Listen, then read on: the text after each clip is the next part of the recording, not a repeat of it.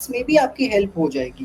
तो जी। आपके 5-7 यूनिट्स वो जो इम्पोर्टेंट है, recombinant DNA technology is very important. बहुत सारे क्वेश्चंस पीसीआरस पे आते हैं। Microbiology is very important. I remember आपके लेक्चर की वो हेपेटाइटिस बी वाली क्वेश्चंस बिल्कुल आई है, वो flow chart for mind maps. जी दैट्स जी। That's totally on a fresh memory अभी भी कि वो कैसे चीज़ें हुई हैं। तो आप कुछ इम्पोर्टेंट सेक्शंस को कंप्लीट कीजिए, डेफिनिटली आप बाकी यूनिट्स को एंड अप कर लेंगे करते-करते। आप पहले से अगर सोचेंगे तो definitely that is hectic job. Okay okay great. So definitely students, आपको अपनी स्ट्रेंथ अपनी वीकनेस पहचाननी है। जो आपको बहुत अच्छे से आता है उस पे और वर्क कीजिए, उसको एकदम परफेक्ट बना लो। जो नहीं आता है देखो उसमें से शायद आपको कुछ टॉपिक्स आते हो, उसको टारगेट कर।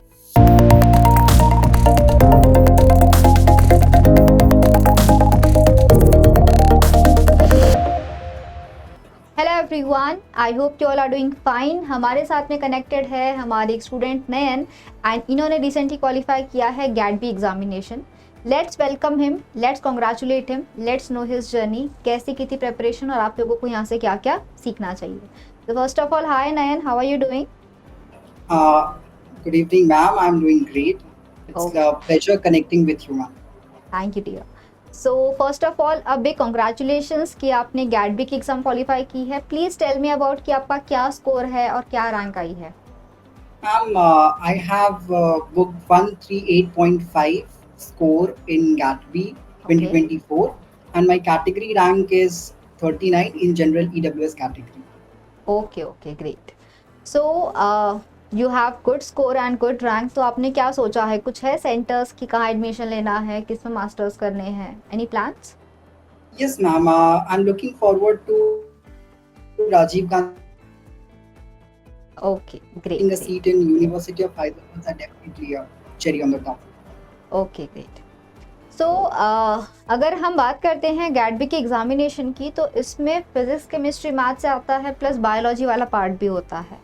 काफ़ी बच्चे जो बायोलॉजी के होते हैं they are scared to study the PCM group. What do you think, क्या बोलोगे आप उन लोगों को, पीसीएम छोड़ दें या कुछ करके हो सकता है? What are your views on that? No, ma'am, that's definitely depends upon the students. Like many of the students who are preparing for NEET in their like previous years, they are definitely going to get an extra help from there.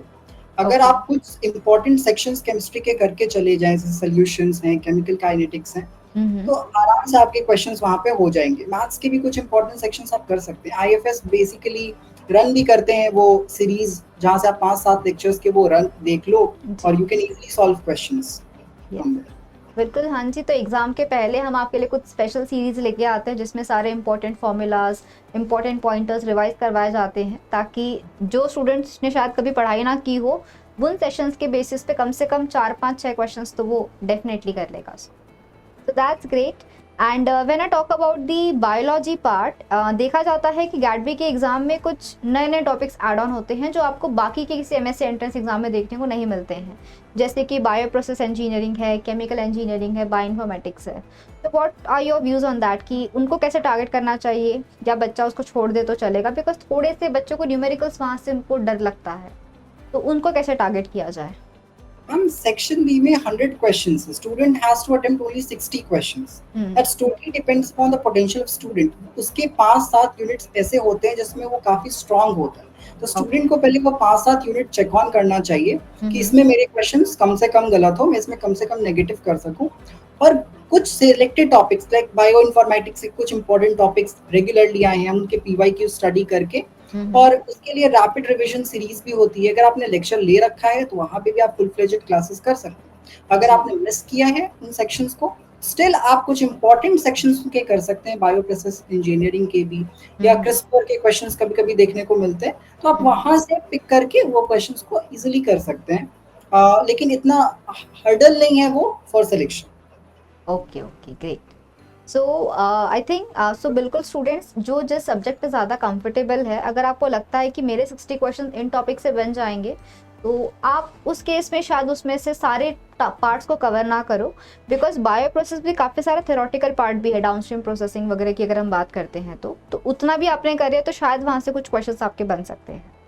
And definitely. कि what about the preparation of biology, क्योंकि syllabus काफ़ी vast होता है, तो कैसे बच्चा prepare करे कि हर पार्ट को कवर कर सके, या क्या सही स्ट्रेटेजी होगी, कितने यूनिट्स करने चाहिए, कितने सेफ होगा उनके लिए?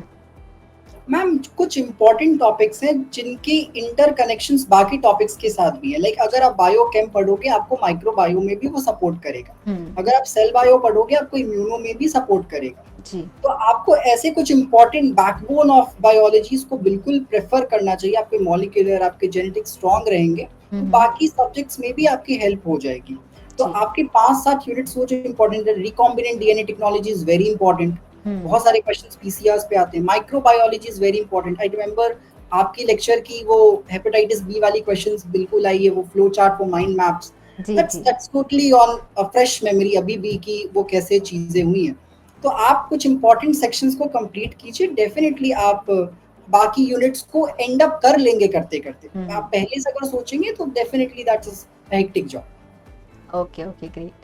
सो डेफिनेटली स्टूडेंट्स, आपको अपनी स्ट्रेंथ अपनी वीकनेस पहचाननी है। जो आपको बहुत अच्छे से आता है उस पर और वर्क कीजिए, उसको एकदम परफेक्ट बना लो। जो नहीं आता है देखो उसमें से शायद आपको कुछ टॉपिक्स आते हो, उसको टारगेट करो। And what about selecting the questions, क्योंकि गैट के एग्जाम में मुझे लगता है 75% हमारा सारा का सारा पार्ट बी का खेल है, जो कम्प्लीटली बायोलॉजी है, जहाँ पे आपको 100 में से 60 क्वेश्चंस ढूंढते हैं। तो वो कितना इजी होता है, या डिफिकल्टीज उसमें कहाँ कहाँ पे आ सकती है? मैम आई विल से कि स्टूडेंट को फर्स्ट अटेम्प्ट में जो भी क्वेश्चंस हो रहे हैं उसे वो करने चाहिए। मैंने भी अपने पेपर सॉल्व करते वक्त यही किया कि I just went through all questions जो मुझे फर्स्ट अटेम्प्ट में हो रहे थे, आई वाज श्योर अबाउट, तो I did that questions. In the second run I started attempting question that was less sure about. तो इससे आपके नेगेटिव्स के भी चांसेस रिड्यूस हो जाएंगे और इससे आपको सेलेक्टिविटी में भी आसानी होगी। If you start reading questions one by one, ये करूं ये नहीं करूं, तो टाइम काफी वेस्ट होगा। Do it from a sequence and you will and up doing the questions rightly. Okay, great. And जो आपने स्ट्रेटेजी बताई है, बहुत अच्छी बात है कि पहले अटेम्प्ट के आपने सारे कर लिए थे सॉल्व। हम हमेशा बच्चों को बोलते हैं कि अपनी सारी एग्जाम की स्ट्रेटेजी आप बनाइए जब आप लोग मॉक टेस्ट ज़्यादा से ज़्यादा अटेम्प्ट करोगे। तो what do you think is the importance of mock test? क्या आपने अटेंड किए थे mock test? Yes, ma'am, that's the backbone of any preparation. If you're not doing PYQs, if you're not solving questions, you will end up like terribly in your exam. You can't think of it. Just do PYQs, just solve DPPs, that's a must. If you're not getting time on everyday basis, you have to do it on your weekends. Saturday, Sunday is very important. You cannot leave it. You can skip your theory, not your questions. So definitely जैसे कि आपको बताया है नयन ने कि बिल्कुल backbone होता है बच्चों ये, क्योंकि थियोरी आप पढ़ लेते हो but unless and until you know कि वो थियोरी को अप्लाई कैसे करना है क्वेश्चंस के फॉर्म में, तब तक आप फाइनल एग्जाम नहीं कर पाओगे। और फाइनल एग्जाम में आपके पास में टाइम कम है, इतने क्वेश्चंस रीड करने हैं, उसमें से क्वेश्चन सिलेक्ट करना है, सॉल्व करना है। तो उसके लिए आपको पता होना चाहिए कि कैसे हम क्वेश्चंस को जल्दी और एक्यूरेटली सॉल्व करते हैं। For that this practicing question is really very much helpful. And tell me dear कि आपका रिजल्ट देख के क्या रिएक्शन था आपके घर वालों का, क्या एक्सपेक्ट कर रहे थे वो? Ma'am they were not expecting much. It was like ठीक है एग्जाम दे रहा है, let's see, hope for the best. As like there was no peer pressure on me like have to go and perform and all. I was just studying and giving the examination on regular basis. Feb से मेरी colleges की भी exam चल रही थी, तो I was in a examination kind of scenario. That really helped me also, and parents were happy seeing the results and all. Okay, great. So and who do you dedicate this success? आप किस किस को thanks बोलना चाहोगे for this? Definitely family and most importantly friends. I have 4 or 5 friends that have always helped me discussing questions, like Ayush, Saurav, Radha and Shivam. They have always helped me discussing the questions. We had used to discuss theories, we used to discuss certain concepts that were tricky for us, like replication or transcription kind of questions. So that was helping me a lot. Definitely. So I think friends एक बहुत important pillars होते हैं हमारे life के। If you have really good friends, तो आपके जो भी डाउट्स है, हो सकता है कि आपने कोई चीज़ पढ़ी हो किसी से, किसी को कुछ पॉइंट समझ ना आए, बट व्हेन यू डिस्कस आपके सारे डाउट्स, सारी चीज़ें वहाँ पे क्लियर हो जाती है। तो दैट्स वंडरफुल। एंड क्या आपने और कोई एग्जाम दिया था, और कोई MSc entrance exam apart from GAT B? Yes, ma'am. I attempted CUET PG in life sciences and zoology. This was the only thing that I did. I attempted for TIFR. Okay. this is the ठीक है. what I so attempted. Do you think कि आपकी जो preparation थी TIFR की या CUET की, वो प्रिपरेशन ने आपको यहाँ पे हेल्प किया है? Yes, ma'am. Actually, I was preparing for GATB only, and उसके syllabus करने से more or less आप सारे एग्जाम्स के syllabus को करने में सक्सेसफुल हो जाते हो. कुछ कुछ Okay. यूनिट्स बचेंगी that you need to check on, और उसके लिए आप YouTube से IFS के सेक्शन से आप वो वीडियोस उठा लो, आप वहाँ से कर लो and practice the PYQs, you're good to go. Okay. GATB में कोई टॉपिक था जो आपको बिल्कुल नहीं पसंद था, पढ़ना ही नहीं अच्छा लगता, डिफिकल्ट है, ऐसा कुछ? If bioprocess engineering was taking a lot on me, लेकिन I ended up doing it. और okay. So how RDT you managed it then? क्या किया आपने? when you like fail, your friends comes into action. So we started group discussion with IUs and all, and they helped me a lot in this. Okay, great great. And what is your favourite topic? क्या आपको बहुत पसंद है पढ़ना? And I really love biochemistry, molecular biology, and immunology.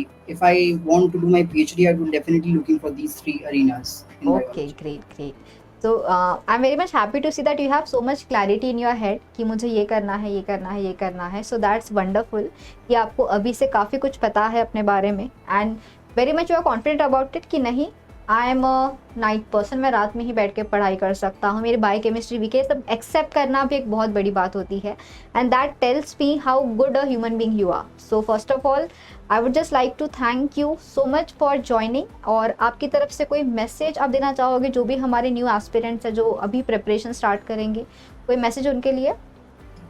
Yes, ma'am. Just keep your resources limited. Don't try to look here and there. If you're selecting something, if you're selecting a coaching institute like IFS, you have not to look side what is going there, what is going there. True. As Kailash sir always says, you have to stick to your material and do it perfectly. That is what you, and the teachers are checking on the resources time to time. They're updated. We need not to think much on strategy. We need to think on preparation and our revision. That's it. Okay, great. So wonderful message. Actually बहुत, because students क्या करते हैं, for one topic they will refer multiple faculties, and what if उनको लगता है कि एक point यहाँ मिस हो गया, then they don't trust the faculty, they think इन्होंने कंप्लीट नहीं करवाया. बट ऐसा नहीं होता है. जितना आपके लिए इंपॉर्टेंट है वो सारी चीज़ें आपको हर टीचर पढ़ाने की कोशिश करता है, हर एजुकेटर का वही होता है कि बच्चों के एग्जाम्स क्वालिफाई हो जाए. सो ट्रस्ट अ टीचर और उन पर भरोसा करके आप सारी चीज़ों को पढ़ो, तो आपका भी टाइम बचेगा, कन्फ्यूजन नहीं रहेगा, and you will score very good marks as well. So thank you so much Nayan for joining us, and I really wish you all the very best for your future from the entire IFS team. आपका जो भी dream है, आपका जो भी सपना है, वह पूरा कर लो. यही हमारी तरफ से आपके लिए बेस्ट लक है. Thank you, ma'am. I'm highly obliged. Okay dear. And to all the other students out there, keep studying, पढ़ते रहो, रिवाइज करते रहो, क्वेश्चंस को सॉल्व करते रहो, अपने बारे में जानो, अपनी स्ट्रेंथ खुद की क्या है, खुद की वीकनेस क्या है, उस पर कैसे काम करना है, कैसे एग्जाम क्वालिफाई करना है, ये आपको डिसाइड करना है. So see you all soon. Have a great day everyone and a very happy learning.